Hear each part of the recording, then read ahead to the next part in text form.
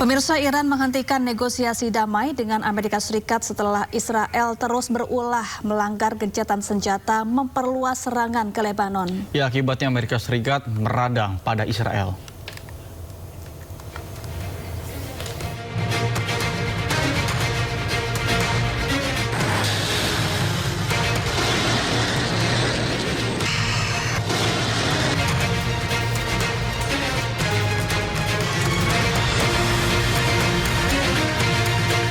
Iran tiba-tiba mengumumkan tidak akan melanjutkan negosiasi damai dengan Amerika Serikat melalui Pakistan sebagai mediator.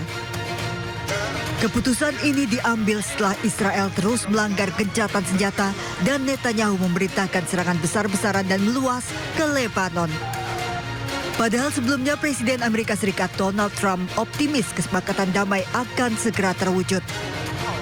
Namun tuntutan Iran selama proses negosiasi serangan Israel ke Gaza dan Lebanon dihentikan. Militer Israel ditarik dari Lebanon dan kesepakatan gencatan senjata dihormati semua pihak ternyata dilanggar Israel. Pasca Iran hentikan negosiasi, Trump pun meradang. Dikutip dari kantor berita Anadolu, Presiden Amerika Serikat Donald Trump menegur keras Perdana Menteri Israel Benjamin Netanyahu selama percakapan telepon yang tegang terkait peningkatan agresi militer Israel di Lebanon. Trump mendesak Netanyahu untuk menahan diri dan memperingatkan bahwa serangan ke Beirut akan membuat dunia semakin mengisolasi Israel. Dihentikannya negosiasi oleh Iran meningkatkan tensi konflik di Timur Tengah. Amerika dilaporkan melancarkan serangan ke Pulau Qesem serta kapal tanker Iran. Iran melancarkan serangan balik ke pangkalan militer Amerika di Kuwait, Uni Emirat Arab, serta Bahrain. Pusat Komando Amerika CENTCOM juga melaporkan telah menggagalkan serangan di sejumlah kawasan di Timur Tengah. Kementerian Perang Amerika juga merilis rekaman serangan ke kapal komersial Iran, hingga Garda Revolusi Iran menargetkan kapal MSC Panaya yang diduga milik Amerika dan Israel. Iran juga memberikan sinyal terus memperkuat pertahanan di Selat Hormuz sebagai jalur penting perdagangan dan energi dunia. Bahkan Iran merilis angkatan laut mereka memaksimalkan patroli di Selat Hormuz, serta memamerkan kapal cepat terbaru mereka 27 Rajab yang bisa menembakkan 2 rudal sejauh 700 km.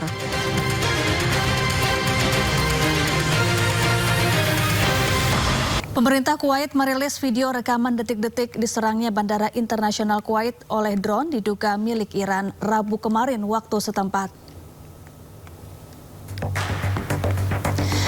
Detik-detik diserangnya Bandara Internasional Kuwait oleh drone Iran terekam kamera. Drone tersebut menghantam Terminal 1 Bandara Internasional Kuwait. Serangan ini juga dilaporkan menelan korban jiwa serta menyebabkan sejumlah warga dan calon penumpang mengalami luka-luka serius. Akibat serangan, sebagian besar fasilitas vital terminal komersial tersebut rusak hingga melumpuhkan total aktivitas penerbangan. Serangan dilancarkan Iran ke negara sekutu Amerika Serikat tersebut sebagai respons serangan Amerika ke wilayah Iran sebelumnya.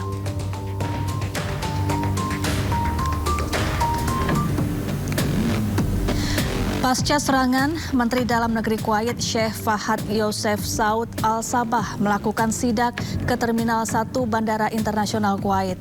Sidak dilakukan guna meninjau langsung tingkat kerusakan infrastruktur pasca agresi udara militer Iran. Dalam peninjauan tersebut, Sheikh Fahad menerima laporan terkait kronologi serangan serta langkah-langkah darurat untuk melokalisasi dampak kerusakan di bandara. Sheikh Fahad menegaskan pentingnya percepatan proses investigasi serta penilaian menyeluruh terhadap aspek keselamatan fasilitas publik sipil. Sementara itu, kepolisian Kuwait mengerahkan seluruh personelnya untuk memperketat sistem pertahanan di sekitar objek vital nasional.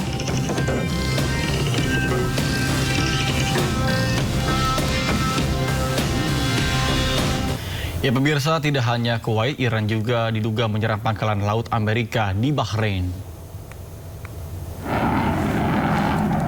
Korps Garda Revolusi Iran atau IRGC mengumumkan serangan langsung ke markas armada kelima Amerika Serikat di Bahrain.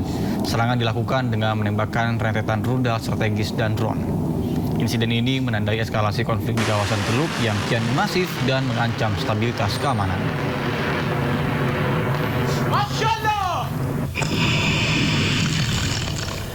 Di tengah serangan Iran yang makin agresif, negara-negara Teluk kini bergerak cepat untuk memperkuat kembali sistem pertahanan udara mereka.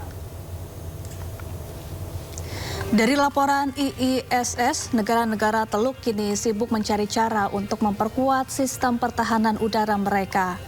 Pasalnya, sistem yang ada saat ini belum mampu menangkal serangan Iran yang kian agresif ke negara-negara sekutu Amerika di Teluk. Sejumlah negara Teluk dilaporkan mempercepat pengadaan alutsista dengan bekerja sama dengan sejumlah negara seperti Amerika Serikat, Inggris, Ukraina, dan Korea Selatan. Alutsista yang banyak dipesan yakni rudal pencegat serta sistem radar mutakhir.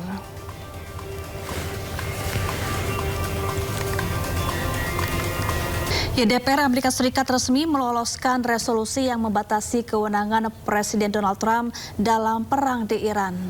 Ya, lewat resolusi ini Trump dipaksa mendapatkan persetujuan Kongres sebelum mengambil tindakan militer terhadap Iran. Melalui pemungutan suara yang ketat, parlemen meloloskan draft hukum tersebut dengan hasil 215 melawan 208 suara, termasuk dukungan dari 4 politisi Partai Republik. Langkah legislatif ini diambil setelah konfrontasi bersenjata di Timur Tengah telah melampaui batas waktu 90 hari yang diatur dalam Undang-Undang Wewenang Perang atau War Powers. Menanggapi keputusan tersebut, pihak Gedung Putih langsung melayangkan penolakan dengan berdalih kesepakatan gencatan senjata sebenarnya yang telah berjalan sejak 8 April lalu.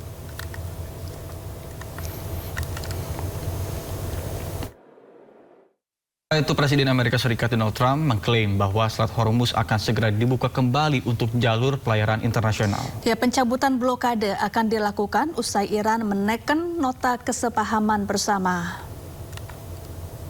It's important and very important is that immediately upon signing the memorandum of understanding, the Hormuz Strait will open. And it'll open up quickly, and we've already had our minesweepers there. You know, we're sweeping, as you probably have heard. And these are underwater minesweepers. They're great, amazing technology. They're underwater because usually when you're looking for mines, that usually means you have some dangerous characters out there. That's why, so we're underwater. But we've swept mines, and we've gotten most of them, we think.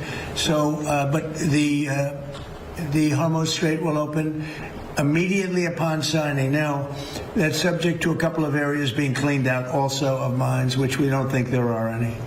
So it'll happen very quickly, and we'll take the southern route anyway. But immediately upon signing, we open up the Hormuz Strait. Amerika Serikat meminta agar Iran membuka kembali Selat Hormuz dan membuat aturan pengayaan uranium. Menlu Amerika Serikat Marco Rubio menyebut akan berikan keringanan sanksi jika Iran patuhi Amerika Serikat.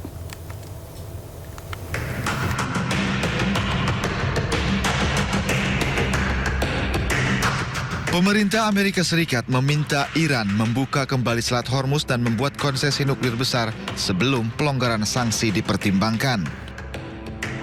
Menteri Luar Negeri Amerika Serikat Marco Rubio menegaskan setiap pelonggaran harus berdasarkan syarat. Rubio juga menolak anggapan bahwa Amerika Serikat menawarkan insentif keuangan untuk mengamankan pembukaan kembali jalur air tersebut. Well, first of all, the deal that we are talking about, or the deal that you've seen reported in the media, is a dynamic situation because the sort of what needs to happen at the front end is they want us to lift our blockade so they can get their ships to market. That isn't going to happen unless they open the straits. So that's the first thing. The second thing that has to happen related to the first is they have to agree to enter into negotiations that are on very specific topics, which they have not been willing to do in the past. Number one, they have to agree to negotiate on the issue of no enrichment. Selat Hormuz merupakan jalur utama pengiriman minyak global dan gangguan baru-baru ini telah memicu kekhawatiran pasokan di seluruh dunia. Washington menuduh Iran mengancam pelayaran komersial, sementara Teheran mengatakan tindakannya berakar pada kekhawatiran keamanan regional. Iran menyatakan program nuklirnya ditujukan untuk tujuan sipil dan mengkritik apa yang disebut sebagai standar ganda dengan alasan bahwa negara-negara lain di kawasan itu memiliki senjata nuklir tetapi tidak menghadapi tekanan internasional yang sama.